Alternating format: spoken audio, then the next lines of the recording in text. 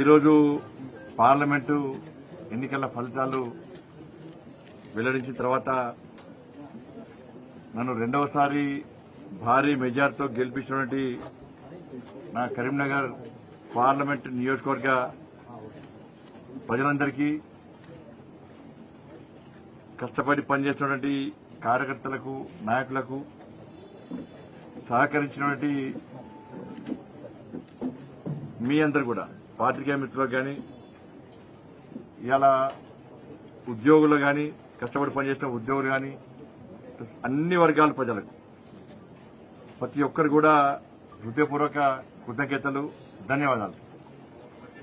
ఎందుకంటే రెండవసారి మొదటిసారి భారీ మెజార్టీతో గెలిపించిన తర్వాత మళ్లీ నమ్మకం విశ్వాసంతో మోడీ గారిని ఎట్టి బస్సులో తిరిగి ప్రధానమంత్రి చేయాలని చెప్పి ఒక లక్ష్యంతో మా భారతీయ జనతా పార్టీ కార్యకర్తలు ఇంటింటికి ప్రచారం చేస్తున్న సందర్భంలో ప్రజలందరూ కూడా నరేంద్ర మోడీ గారిని ఎట్టి బస్సులో ప్రధానమంత్రి చేయాల్సిందే, ఈ దేశానికి నరేంద్ర మోడీ గారి అవసరం ఉంది, ఈ దేశం రక్షింపబడాలంటే, ఈ దేశం ఈ దేశం అభివృద్ది చెందాలంటే, తెలంగాణ రాష్ట్రానికి నిధులు రావాలంటే, కరీంనగర్ పార్లమెంట్ ఇంకా అభివృద్ది చెందాలంటే నరేంద్ర మోడీ గారు ప్రధానమంత్రి కావాల్సిందే, భారతీయ జనతా పార్టీ ఎన్డీఏ ప్రభుత్వం రావాల్సిందని చెప్పి ప్రజలందరూ కూడా మోడీ గారి మీద విశ్వాసం నమ్మకంతో ఈరోజు నేను ఇంత భారీ మెజార్టీతో నన్ను గెలిపించడం చాలా సంతోషం.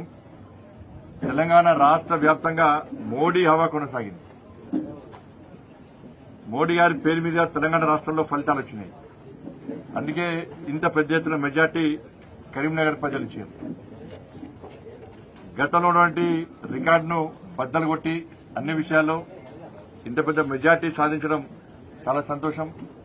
ఎందుకంటే ఇతర పార్టీలు ఎన్నికల సందర్భంలో అనేక తప్పుడు ప్రచారాలు చేసేటప్పుడు కూడా, ప్రజలను ప్రలోభాలకు గురి చేసే ప్రయత్నం చేసేటప్పుడు కూడా, వివిధ కుయుక్తులు పన్నినప్పుడు కూడా,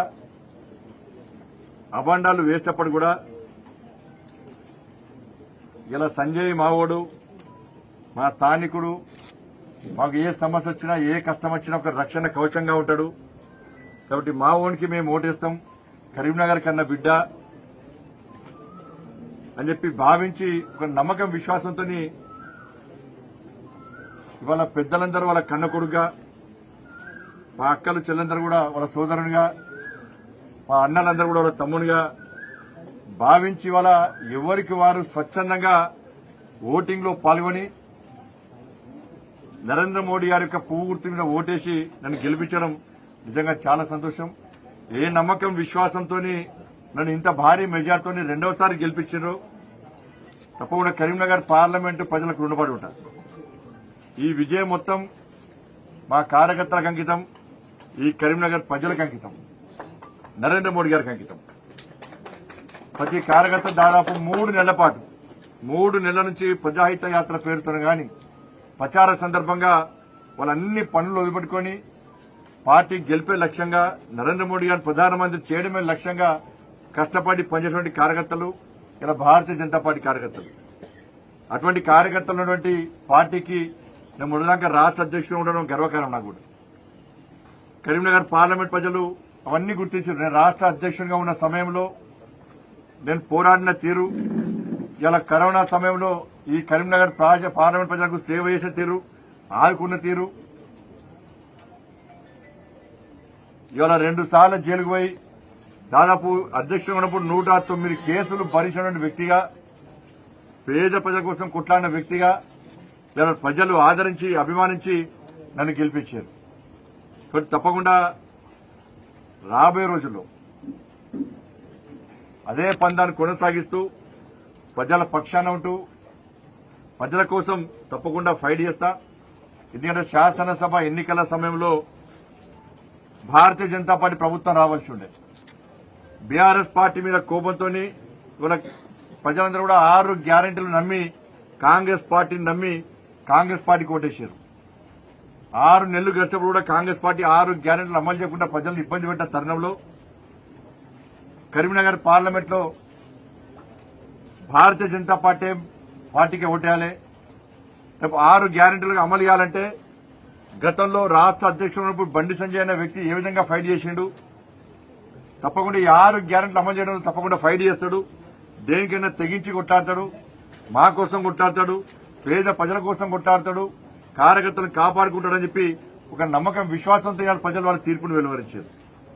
కాబట్టి తప్పకుండా రాబోయే రోజుల్లో ప్రజల పక్షానుంటూ కార్యకర్తలకు అండగా ఉంటూ కాంగ్రెస్ పార్టీ ఇచ్చినటువంటి 6 గ్యారెంటీ పక్కా అమలు చేయాల్సిందే.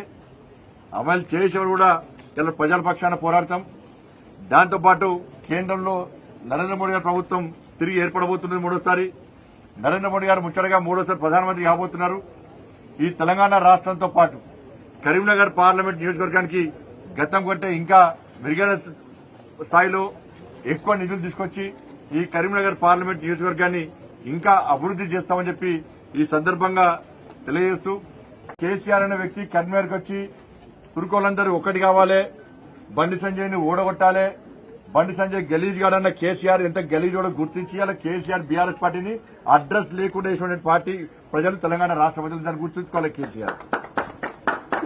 కానీ పక్క ఒక వర్గం వాళ్ళు ఓడగొడితే ఇంకో వర్గం వాళ్ళు కరీంనగర్ పార్లమెంట్ లో గెలిపించి రాలేదా? పోయినసారి అదే జరిగింది, ఈసారి అదే జరిగింది.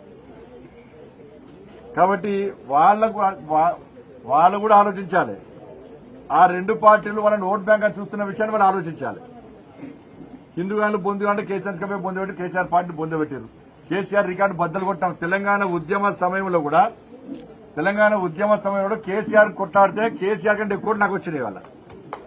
కేసీఆర్ కంటే ఎక్కువ మెజార్టీ, వినోరావు కంటే ఎక్కువ మెజార్టీ నాకు వచ్చింది వాళ్ళ.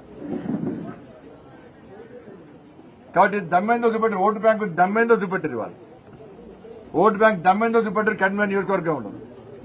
కాబట్టి ఆ రెండు పట్ల మళ్లీ విజ్ఞప్తి చేస్తున్నా, అన్ని వర్గాలను సమానంగా చూడండి. ఒక వర్గానికి కొమ్ము కాసే ప్రయత్నం చేస్తే ఫలితాలు ఇట్లుంటాయి. ఒక వర్గానికి కొమ్ము కాసే ప్రయత్నం చేస్తే నేను ఏ వర్గానికి వ్యతిరేకం కాదు. నేను